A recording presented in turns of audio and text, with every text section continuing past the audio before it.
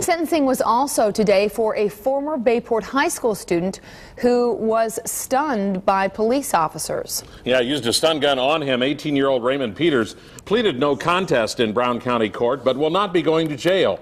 Peters had been charged with acting aggressively toward a school resource officer and resisting arrest. Peters was a Bayport student at the time. The officer used a stun gun to shock Peters after repeatedly warning him. Laura Smith has more in this Fox 11 follow-up. I will accept the defendant's plea. Judge Sue Bishel found Raymond Peters guilty for his aggressive behavior in an incident involving a taser at Bayport High School this fall.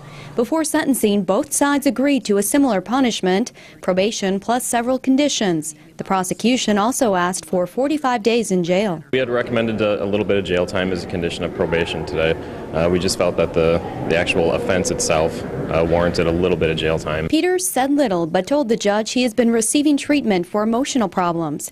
His attorney said that is not an excuse for his client's actions. That was to provide context and kind to give the judge a full kind of breath of who he is so that she could make a decision as to what the sentence should be. Bishel took into account the defendant's efforts to get help and the fact he doesn't have a criminal record, although she did make note of a pending burglary charge in Oconto County. This is a young man with no record who did suffer some consequences, certainly, and is taking some steps to try to resolve his problems. That doesn't mean I don't think what you did was serious, Mr. Peters. I do. The judge ordered 18 months probation, plus any recommended assessments and counseling.